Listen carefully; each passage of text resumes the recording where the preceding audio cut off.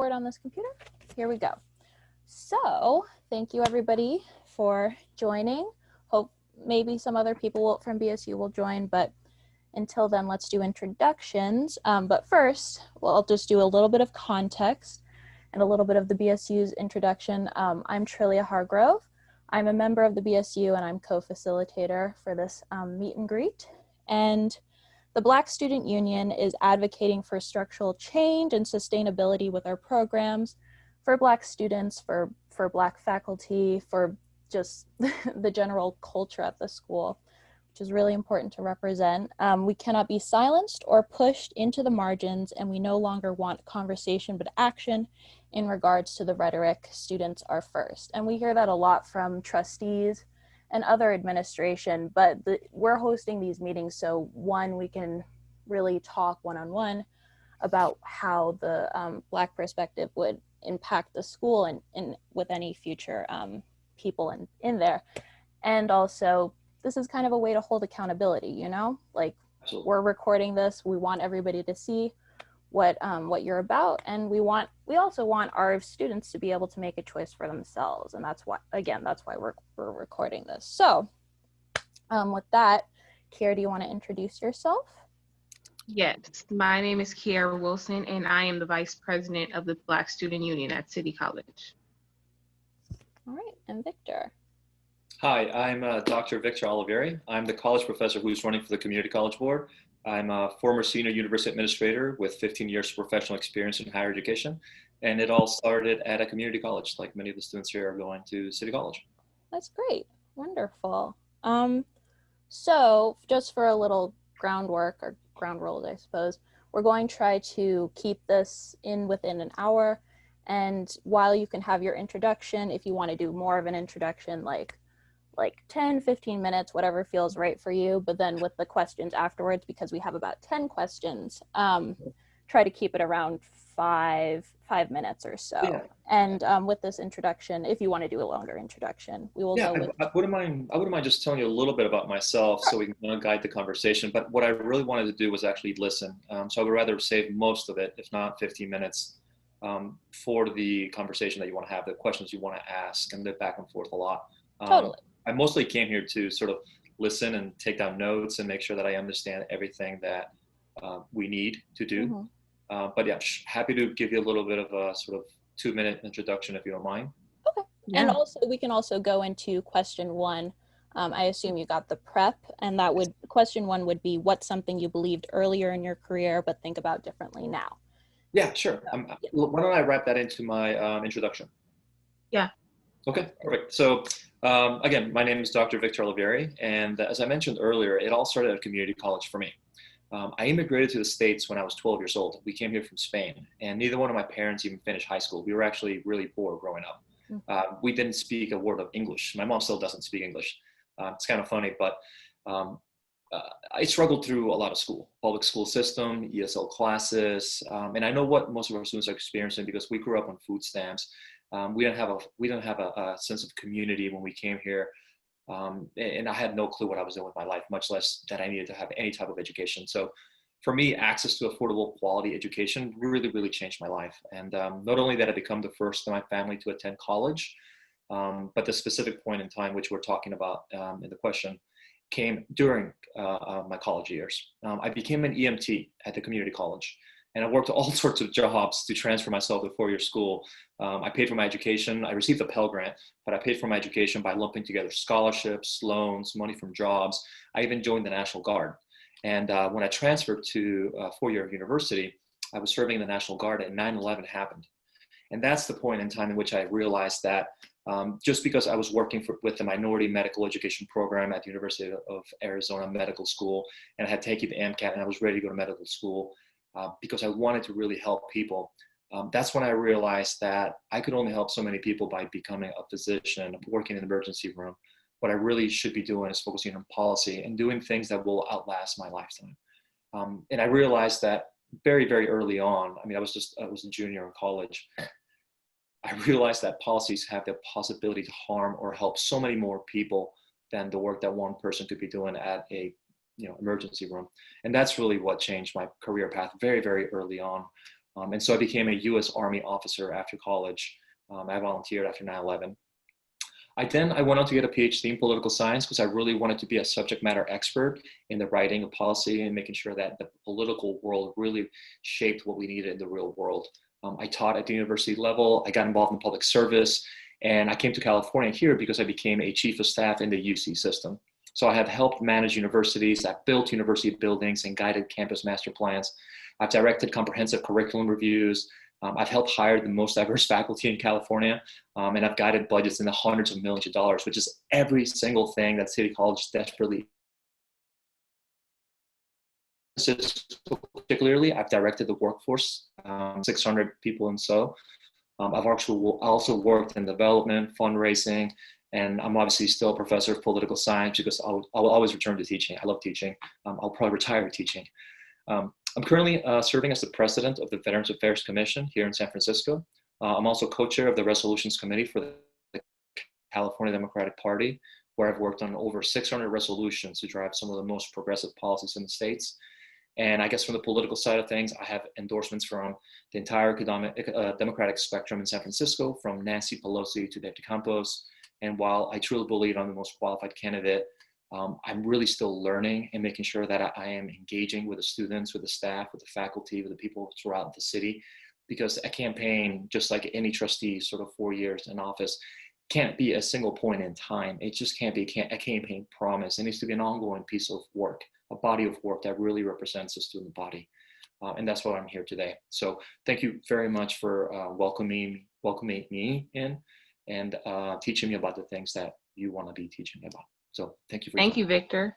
So like Trillia asked earlier, what is something that you believed earlier in your career that might have changed and is different now? Yes.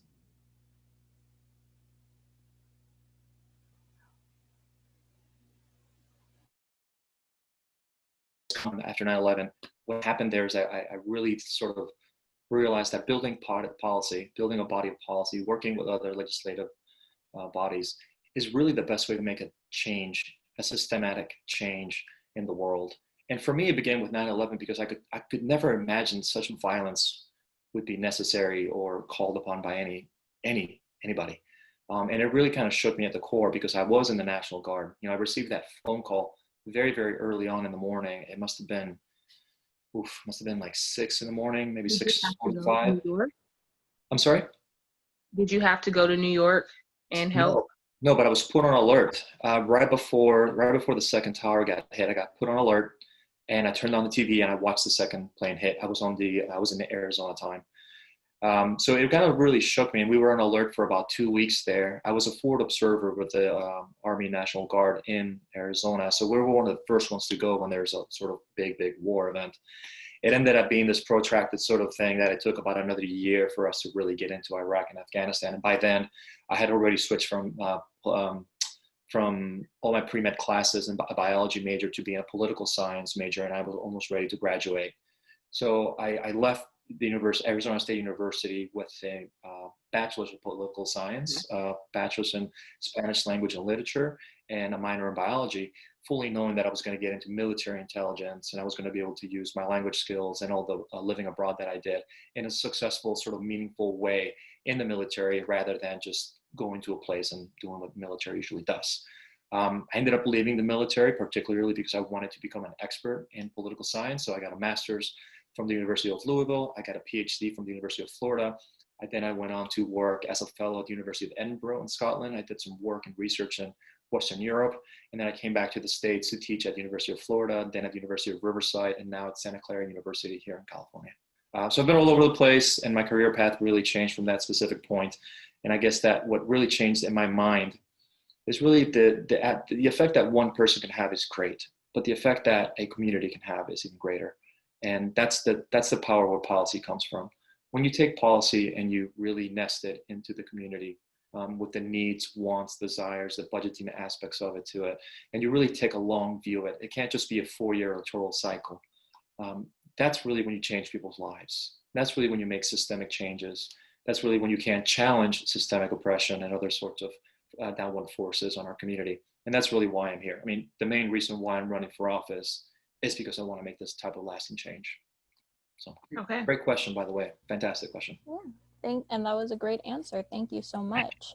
And also, I just want to say thank you for your service. I think it brings a really unique perspective, and I really appreciate that. So for question number 2, do you have a background in educational equity? If so, please tell us about it. Yes, absolutely. Let me begin by telling you about my first experience with educational equity. I was a first year PhD student, and one of my students came in. As you know, PhD students teach classes, and so we interact with students quite a bit. One of my students came in, and she was a young woman of color, and she said, "I'm having a very difficult time standing out from my peers." And we're at the University of Florida, which is basically the Berkeley of Florida, not to belittle Berkeley, but we're the state sort of flagship university. And she said to me, "I'm having a really difficult time standing up and reaching out and like figuring out what I can do to stand out from the crowd.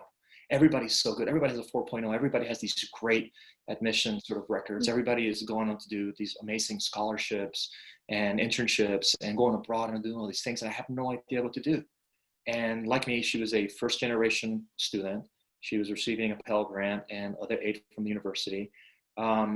She didn't have that infrastructure. She didn't have a learning community. She didn't have the ability to reach out to an older brother or family members who could guide her along the way. And on top of that, we actually didn't have any way for her to get any meaningful research experience.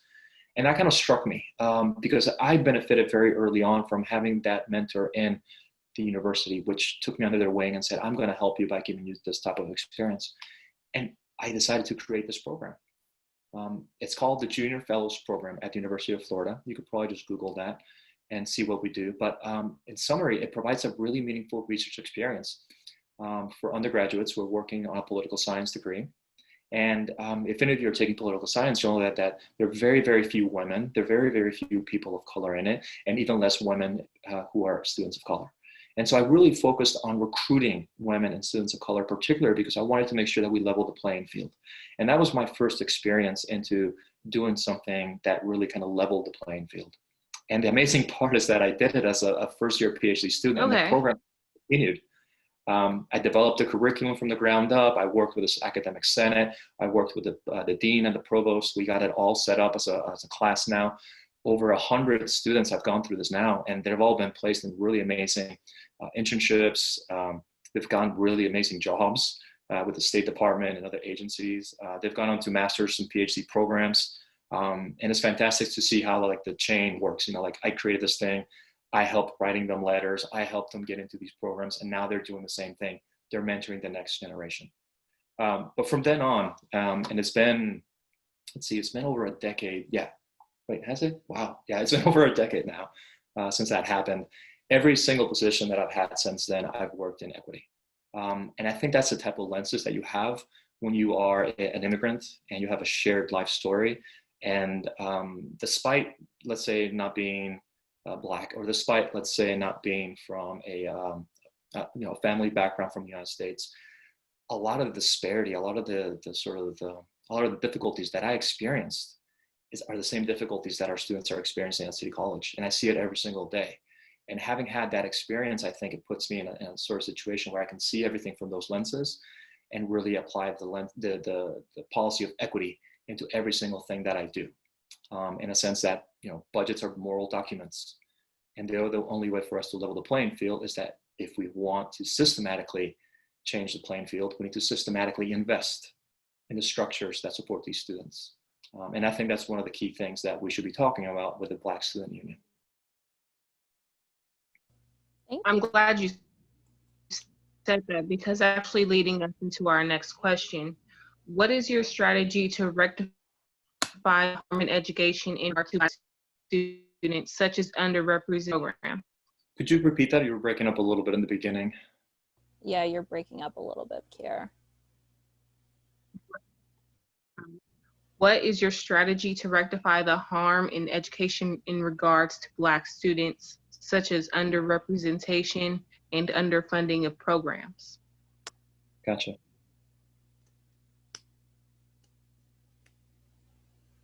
Well, I think underrepresentation goes hand in hand with underfunding. And when people say students first, it's a great catchphrase, but honestly, it's completely and utterly useless if you don't put your money where your mouth is. And that's the bottom line. As I mentioned, I do believe that budgets are moral documents. And if you don't have a significant investment in student resources through the centers, the counselors, the access to technology, any of these things that create a learning community, you're already let's say, exacerbating the systematic oppression and pushing down on these students of color. We need to elevate that. We need to elevate their voices by giving them access and bringing them to the conversation. But we also need to really put our money where our mouth is and really focusing on that. And most people are going to say something similar along those lines. Like, I'm gonna give money to this, give money to that. But as far as I know, I'm the only candidate so far that actually has put together a comprehensive 10-point plan to figure out where the money's going to come from. Right? We can't just grow money on trees. And as much as I would like to say, yeah, we can fund the resource center by working with the foundation, it's going to be really tough for the next couple of years to fundraise money outside of the budget that we have. Just look out the window right now. We're experiencing a horrible day today in which we have COVID, wildfires, and this orange haze that's over San Francisco that's just putting everybody in a really gloomy moment. Fundraising and doing things on social media and doing online fundraisers is only going to get us so far. We really need to put our money where our mouth is by prioritizing the Student Resource Center, the counselors that are actually going to be from the community, who are going to be experienced in those lives, access to technology. Everything that we're talking about is really about making a single decision and saying, we are going to put these people first in the budget. Here's what the line is going to be. Make sure that everybody sees it in a very transparent manner. Make sure that everybody sees that we're funding all the student resource centers the same way. Make sure that everybody sees that if we are prioritizing counselors from a very specific background or a very specific sort of a pathway, that everybody knows that that is a line on the budget that's been delineated. And it's not just talking points during a campaign. It's not just meetings in which students come and yell at the board and the trustee says, we're already doing that. Show me the budget, right?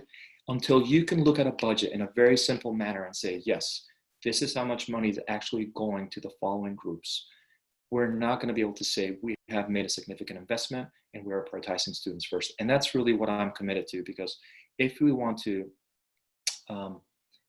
get out there and recruit students, we have to make sure that they know that they're welcomed in the institution. We have to make sure that they have a space that they feel safe.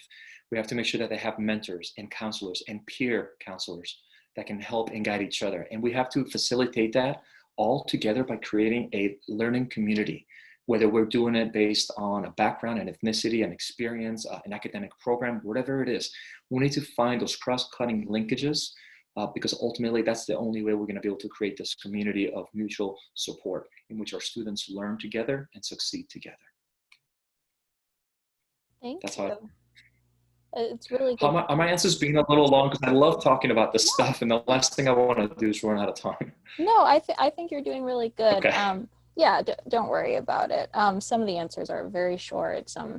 And they might seem a little bit repetitive. So, yeah, we're just trying to have a great conversation. You're doing great.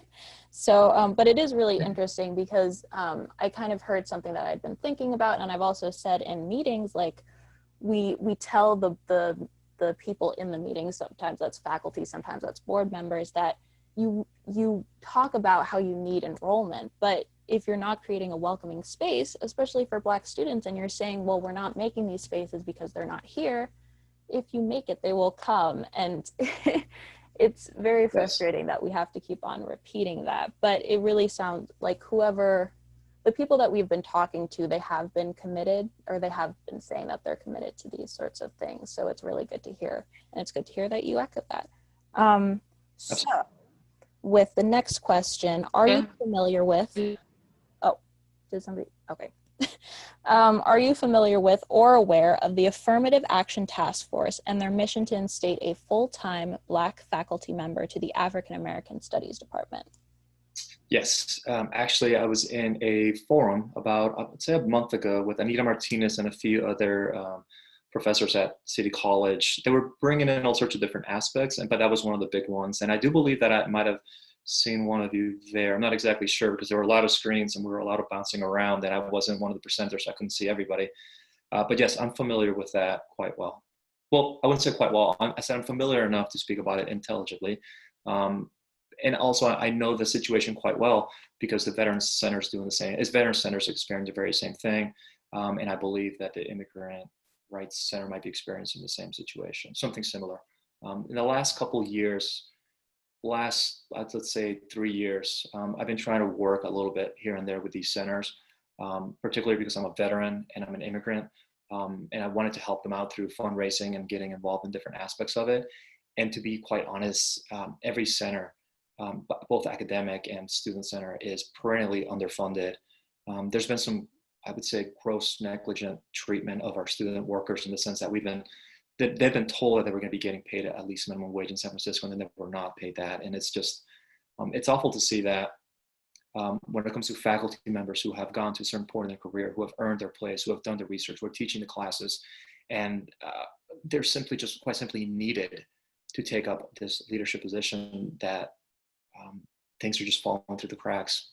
Political winds are changing, and we're treating this organization, which is supposed to be there for the students, in a very sort of business and political machine that it shouldn't be. And it just goes back to the previous question, right? If you want to invest in these things, you just have to do it. And this is part of it. It doesn't just go from the centers. It's the centers, the academic programs, and the classes. When I think of students and creating the space, the first thing that I think about is the classroom space. And 2 years ago, when they were surveyed, 52% of students said that they couldn't get the classes they wanted. And that just blew my mind. The demand is there, right? Students want to take these classes. The problem is that we're not offering them, or we're not providing them at the times that they need. And when you look at when the classes are being offered, it just doesn't make any sense. So it really begins, as you said earlier, by creating that space where students can come together and work together, but also creating those classroom spaces and teaching the classes that they need to be taught. But yeah, this is definitely all, I think, sort of put together in a way that it's really systematic changes that need to happen. It's not just one single thing. Definitely thinking about it holistically Absolutely. is very important.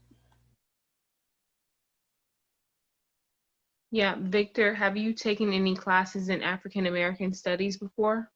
I did, but it was a long time ago. Oh my goodness. It was undergrad, my sophomore year, yes.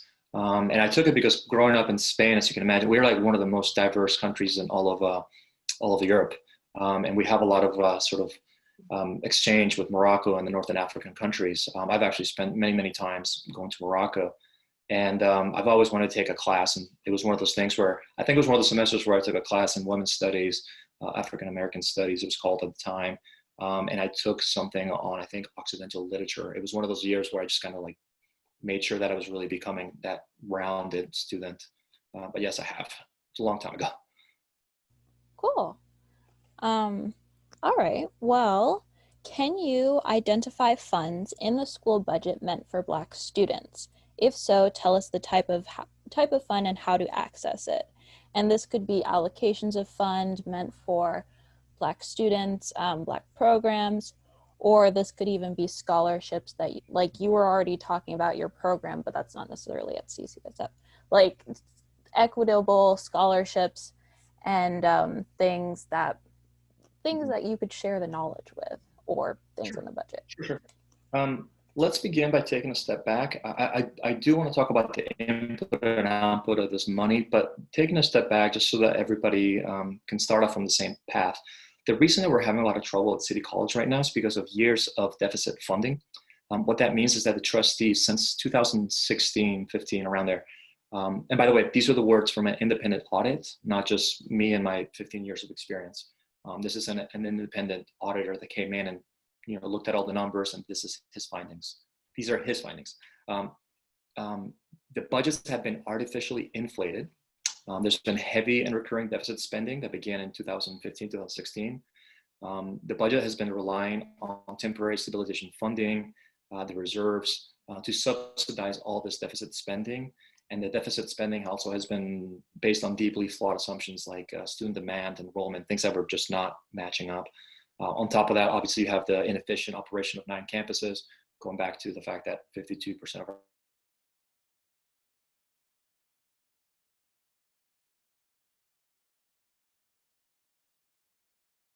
saying that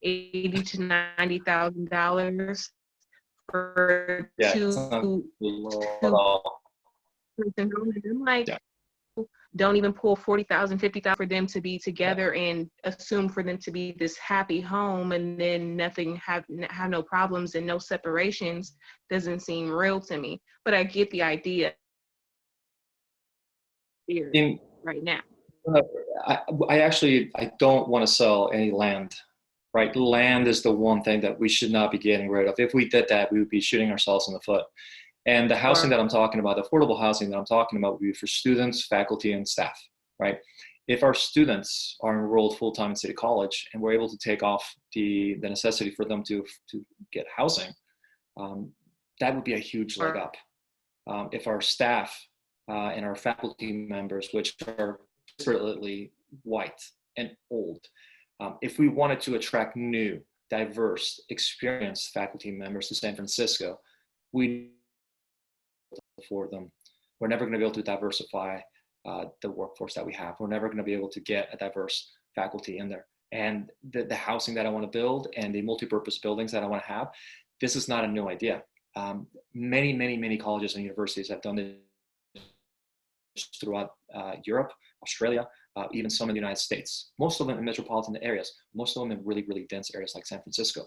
So the model is totally there. And you can do it different ways. You can do a build to own, operate, and transfer model, or you can have City College build in partnerships with the developers or the city. So there's all sorts of different ways to do it. But the one thing that I don't think we should ever do is give up any of that land, give up any of that property to any outside interest. And that's how we keep it affordable. That's what I meant by affordable. I don't mean affordable by city standards. I mean affordable in the sense that this is for our students, staff, and faculty members, and that's it. But there's a lot of other things that we can do. Right now, we could shift all of our capital costs that are currently paid on the unrestricted fund to the $845 million Prop 8 bond fund. That would free up millions of dollars that could instantly be shifted over to online teaching. Simple as that. Everybody's taking online classes right now. Why haven't we done this?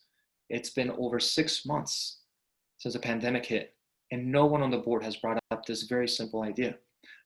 Developing public-private partnerships, securing grants and other funding opportunities, especially for non-credit, lifelong learning, and the personal enrichment programs. All this stuff we should be doing already right now.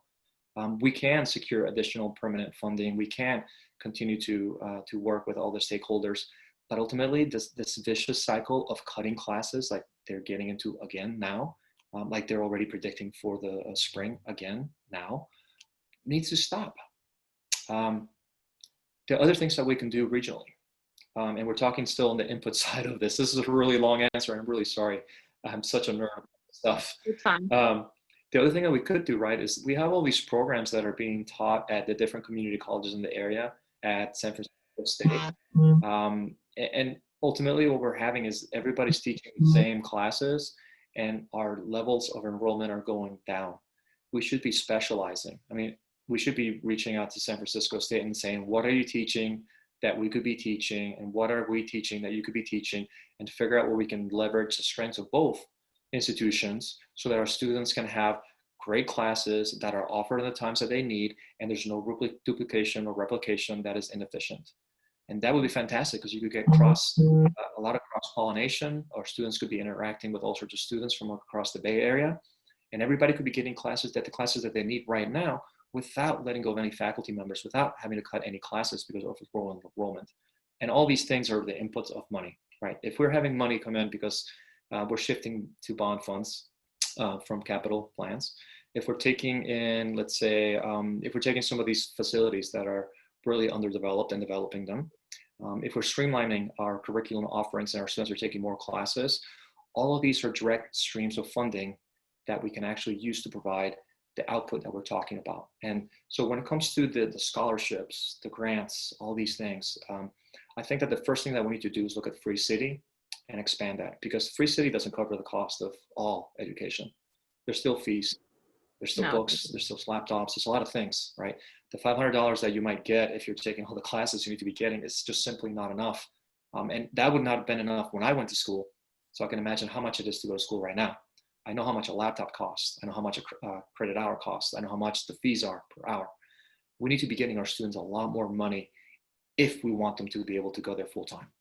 right? If the assumption is that they're all going to work no matter what, that they're all going to have kids and have to take them to daycare and they're not going to be able to go full time, it's a completely different proposition. But those students should be taken care of as well. Every student that wants to take Free City as an alternative should be getting everything paid for free. And the biggest single way to do that is by working with the city, by making sure that the input from the city is seen as an investment into our community, which is not right now. And if you're talking about defunding the police department, you should be talking about funding the educational pipelines that break the cycle from cradle to from jail. It should be a pipeline from education, from K to 12, all the way directly through the community college system, all the way through the next level, whether you want to get a college degree, or you want to get a job, or you want to continue to be involved in the community. And that's really where the output comes in.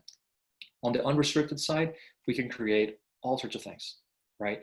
We can work with the foundation and create an endowed chair. One of the things that I want to create at City College is a restorative justice endowed center, which would incorporate all sorts of all these other things.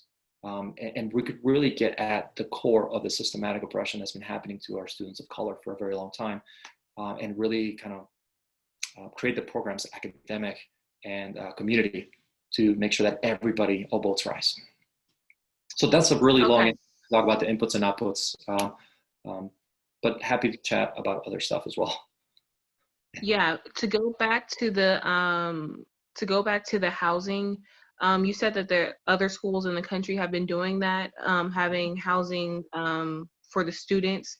Is that community college, like transit? You know how, since community college is technically a 2-year program, has that happened in transitional community college schools in the country? I'll give you a perfect example in San Francisco, Academy of Art. Their whole strategy is to buy up buildings, convert them into student housing, and that's where they make most of their money. Now, I'm not saying that's what I want to do, but part of their strategy is actually really smart, right? Expanding the model by becoming a part of the community, creating the buildings that we need on our campuses, and then really creating centers for the whole community to interact while not charging our students that much money, while not charging our faculty members or our staff that much money. In essence, we'll be able to subsidize some of that by our ability to provide extra funding coming in. But ultimately, there are several other, outside of San Francisco, there's several other examples that we could turn to. Think of any college in a major metropolitan area. Think of any university like NYU. They are doing the same thing. Chicago, doing the same thing. Community colleges tend to be in a little bit more dispersed places, but you still see community colleges in New York, Chicago, San Francisco, Atlanta, doing the same sort of thing. And it's a lot easier for them, I think, primarily because in San Francisco we have such a huge monopoly on the housing and development aspect and the red tape of it. And on top of that, City College has been fighting to become viable for a decade now. They haven't had the foresight to look forward and look at other models and see what other schools are doing in order to do better. They've been so focused on just on what they're doing and surviving that they haven't been thinking about how to thrive outside of this survival mode. But there's plenty of examples, and I would be happy to chat more and maybe do a little bit of research, put together a package for you, and send you some alternatives because the European models are fantastic. And as you can imagine, like no one does it better than Europe in creating a sustainable transit first walkable community with everything that you need within a mile. Entire cities are built around this concept. Okay. So can you tell us how much money is in the budget reserves and how would you use this money to support Black students? So right now, I'm laughing because the real answer is there's no money in the reserves. And this is why. 2018, the budget that was passed was artificially inflated by $31.5 million. I called that out during all the interviews with the Chronicle and everything, and nobody really paid attention. That spending that's going to catch up. And God, I wish I had a blackboard I could draw this on right now. But essentially what's happening is that the level of funding that was coming in was at this level. And they were spending at this level. And when stabilization funding was going to drop off that very next year, they continued spending at this level. instead of taking their spending and bringing it down like this, so that when the stabilization funding went out, they were spending their reserves. And they were actually spending the reserves for years before that. I think I went back 5 years, and they were draining the reserves each single year more and more and more. And the absolute minimum that we must keep is 5%. Now, it's not like it's sitting there in a bank. It's the funding's always moving. But right now, the reason that classes have been cut for the last 2 years, the reason that faculty have been let go, the reason why all these programs are being slashed is because we've gone to the 5% level, and we cannot break below that. By law, we have to keep that. Most healthy colleges are seeing at 15 to 25% reserves, enough to keep them afloat for a year. We don't even have 5% because we keep slashing classes, and we've been doing that now for 3 years. And this is what I mean by deficit spending. It means we're spending more money in our inefficient ability to provide classes for you, when in reality, all these things that we want to be doing are the things we should be prioritizing if we were just able to be more efficient. Like I said earlier, the funding's all there, it's all coming in. It's just we're not providing the services to you in an efficient way. So again, back to the original answer, there is no money in the reserves that we can spend right now. Simple. There's not going to be any money in the reserves for the next 2 years. The only way to get more money in, and that was the long conversation that we just had about input, is by becoming more efficient, by looking at the resources that we have that's available and really shifting those capital costs over. I wish the answer was, yeah, we have $2.5 million and this is how we can delineate it, because that would be a lot easier for me to say, here's how I would draw up your budget. And we can totally do that. We can totally build the budget that you would need. And I would love to help you put that together so you can actually go to the board of trustees and say, we have a budget. This is how much it's going to cost for us to have X, Y, and Z. This is how much the square footage is going to cost to refurbish. This is how much it's going to cost to have a dedicated staff member taking 1/3 release of their class teaching arrangements so that they can actually cover the work that we do. We can do that. That's the easy part. That's the beautiful part of putting something together. The difficult part, the job of a trustee, is the input. It's making sure that the budget is level and making sure that we're not spending too much money on the things that we shouldn't be spending in through inefficiency. And that's the problem that we have right now with the current trustees. And I hate to say it, but if we don't elect people who are professionals and who know what they're talking about, this is going to continue, unfortunately.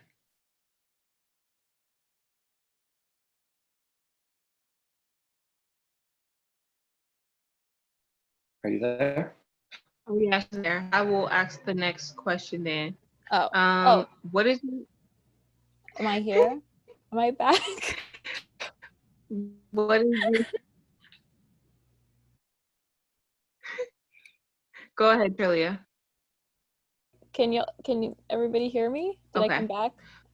Okay, I think I'm still recording. Hopefully it's still what? Kind of coming back. All right. Yeah, you're still recording. All right, cool. That's what I'm afraid of with my bad Wi-Fi. But anyway, so for the next question, and this is going to require slides, so let me bring those up.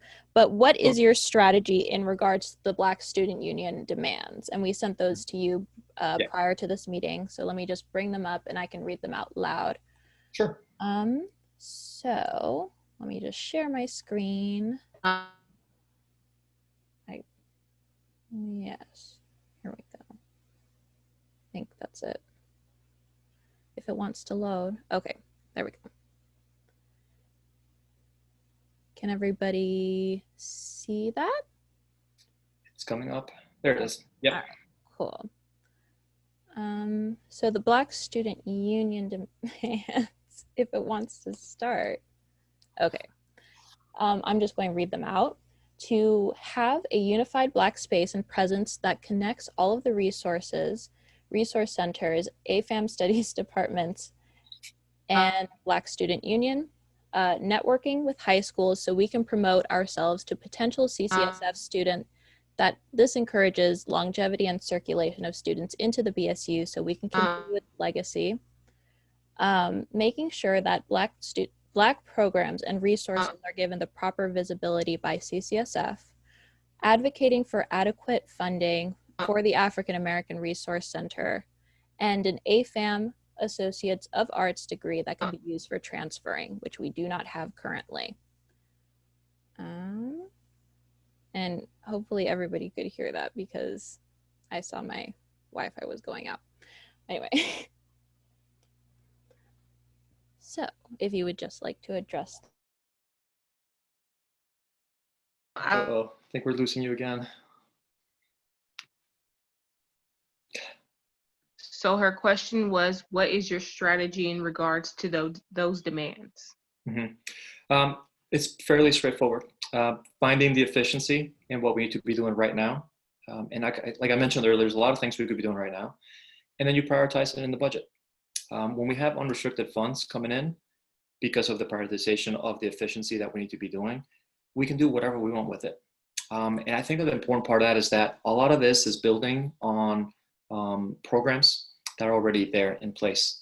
So it's really easy for us to plug in the money, and it's really easy for us to prioritize it if we know what to do. And I think these sets of, it's really a list of demands. It's everything we should be doing right now. It's everything that history in the moment is calling for.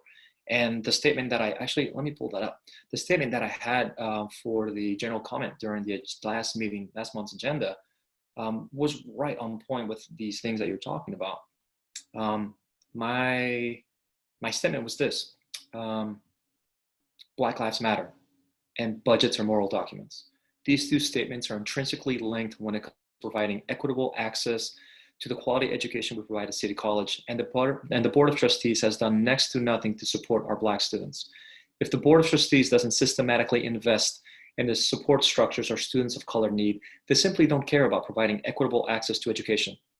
If the Board of Trustees doesn't fully fund and support the African American Student Studies Resource Center, including the hiring of a full-time faculty advisor, they simply don't care about our Black students. It's not enough to say Black Lives Matter. You have to put your money where your mouth is and invest in Black lives. Reinstate LAS 5 for the fall semester. Reinstate the duly elected chair of the African American Studies program. Prioritize the funding of the African American Students Resource Center and a dedicated faculty advisor, and support the demands of the Black Student Union. Nothing short of that will suffice in providing equitable access to education at City College. Thank you. That's what I said. That's on the public record. And I wanted to make sure I had it on there verbatim, because I want you to know that this is what I mean when I say that you invest in Black lives. When we find the money in the budget, we will prioritize these things. That's never been done before. Nobody's ever told you that. Everybody does the tongue-in-cheek thing, is we support our students. Students are first. It was the motto in 2018 when I ran, and they were misspending $31.5 million. That just blows my mind. The fact that these people are even running for office again is criminal. The fact that these people think that they can get reelected simply by saying that I have done more for the African American community than anybody else is criminal. The Black student gap has never been greater. Proportionally speaking, we have as many Black students at City College as we should, based on the population. That's not enough. Gray City student enrollment from the Black community is about the same as it should be from the community, based on the number of students that we have. That's not enough. The fact that we don't have any pipelines from the San Francisco Unified School District directly to the Black communities, to the communities of color, into City College is not enough. And if we want to systematically invest in these communities, it begins with infrastructure like City College. It begins by making sure that we can deliver our classes efficiency to all of our students, so that when we are in fact receiving that funding, we can say we are now going to prioritize our students of color who need it the most. And it begins with the demands that we have listed here from the Black Student Union. And that is not just a campaign promise, that is a moral document that needs to be written. And I would love to help you draft that, so you have something solid to take to the trustees and say, this is what it's going to cost, and this is what it's going to take. Find the money or find yourself a new job. Okay, Victor, other than this past statement that you just said, what else makes you different in this race?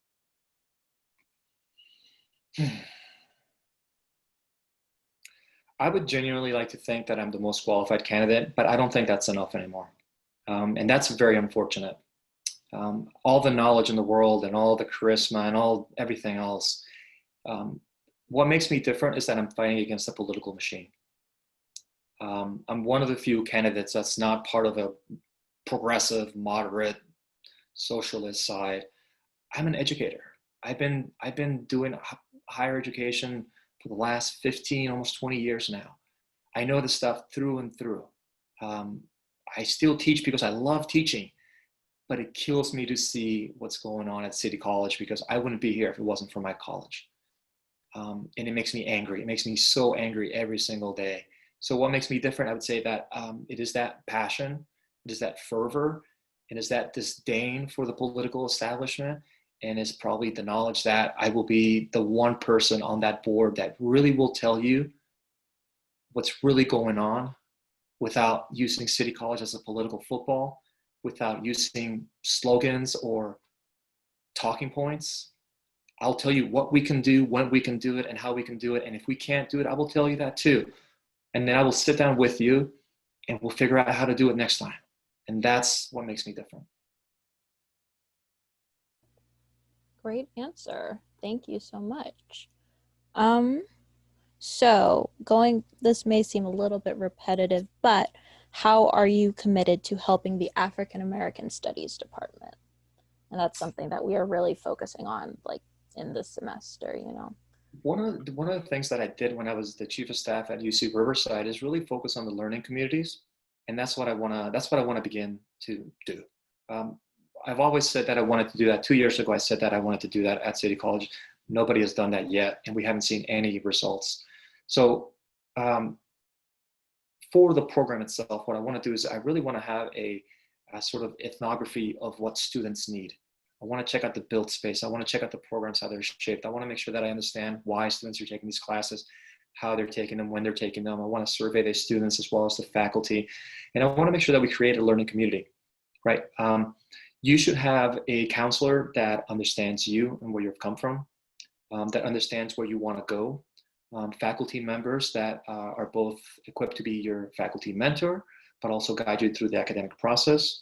And we should have programs that sort of resemble the interests of the students in order for those students to succeed, whether it's academically or workforce related, or just continue to be involved in the community, right? We have tons of older folks who want to continue to take classes at City College and they can't because they've all been canceled. So in order for us to really do that, I want to make sure I understand the type of counselors that you need that we don't have right now. And I want to be able to work with the community to go recruit those counselors. And if we can't recruit those counselors within our community, I want to teach people in our community to become those counselors. I want to make sure that we have peer-to-peer counselor by educating and teaching our students how to help each other.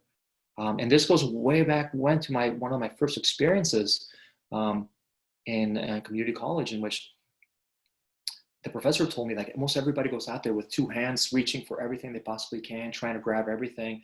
And I said, your goal in life is not to grab everything that you can with two hands and hold on to it. Your job is to grab something with one hand and pull yourself up. And then with your other hand, reach up to the next person and help them up.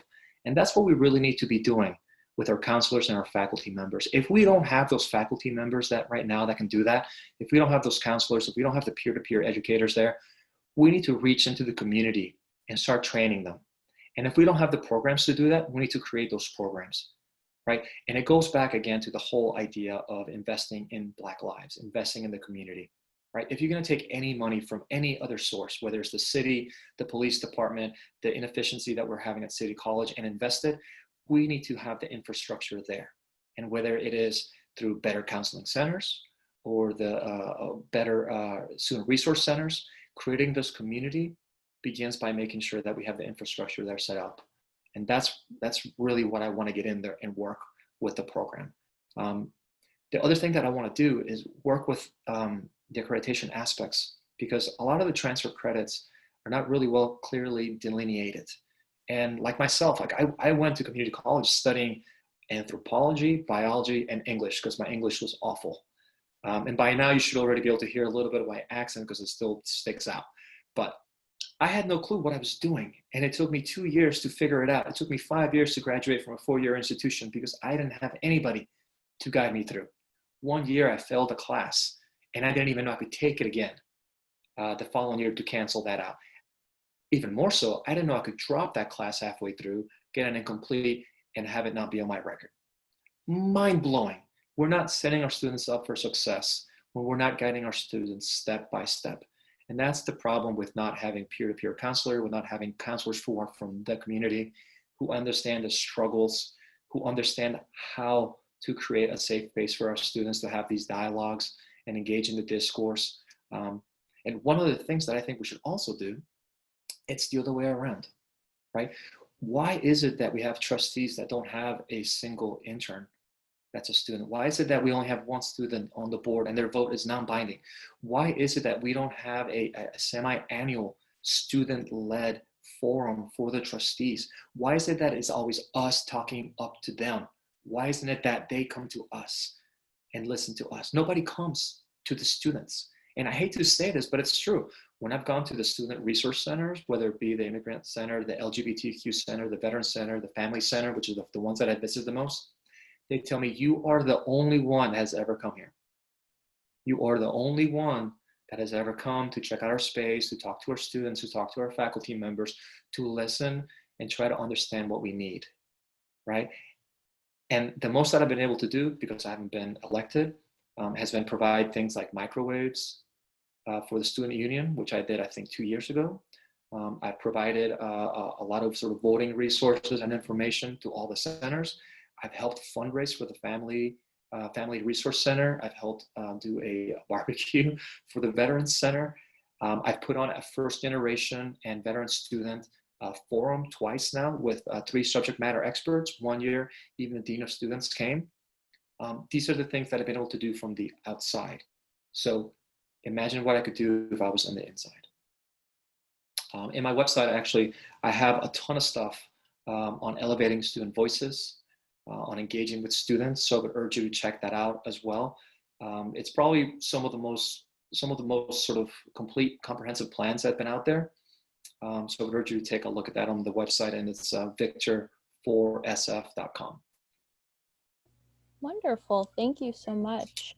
So Thank you, Vicky. we are reaching the end of our hour. Like, we could, hopefully it won't cut us off. I don't know what Zoom will do, but this was a really great conversation. That's the end of our questions. Thank you for meeting with us. We really value you again. Oh, dang it. Okay. Oh, it's all breaking up. I know. Okay. This is actually a perfect example of how all of our students should be having subsidized Wi-Fi. No, I'm not kidding. I'm not kidding. Like, if education is online, we should be helping you get that education. And honestly, all the classes that I teach on Zoom, we should be getting you better broadband. We should be getting you better Wi-Fi, and that should be part of the free city package. I'm sorry. That's it. Well, this mishap aside, if you want to close out here, basically we value your time and thank you so much for meeting with us, especially under these circumstances. Yeah, it's one of those days that, wow. Honestly, it's been hard getting out of bed today because it's been a particularly rough day all around for everybody. And I think that City College has had a particularly rough few years. And now that we're going into the COVID-19 pandemic and the ensuing economic crisis that's going to follow, I think it's now more than ever that we need really qualified people on there. My only regret out of this conversation is that I talked too much. I came here to learn, and I came here, to be honest, to start a dialogue, because I think we need a lot more of this. So my hope for the next steps is this doesn't turn into sort of a recruitment sort of video for people to follow me. It turns into a way for people to say, I want to reach out to this person and I want to tell them my ideas. I want to tell them my story. I want to tell him what I'm experiencing right now, so that when he is talking about these things, he knows what he needs to be addressing. And so if he gets elected, he knows what he should be addressing. So please reach out to me individually or in groups. I'm always welcome to speak with students personally, online, or however it might be. My website, again, is victor4sf.com, and my email is in there. It's victor@victor4sf.com. feel free to reach out to me anytime. Open door policy. I would love to hear from any and all students with any and all concerns. So thanks again for your time. It's been lovely to chat with you. I'm sorry I chewed your ear out a little bit. I love nerding out about this stuff. I've been frustrated with City College for a long time, and all I want to do is make sure that it's a better place for everybody. I think that is definitely something we all share. We want to make it better for the people who come after us too. I think legacy. I mean, you were talking about the next generation, and that's really important. Absolutely. Yay, Zoom didn't kick us off. But yeah, all right. Well, do you have anything you want to add, Kier? No, I just wanted to say the meeting is concluded. Thank you for coming. We appreciate it. Yeah, thank you so much. Great seeing you both. Take care. Stay safe. All right. Okay. Stay safe. I'm going to stop the recording.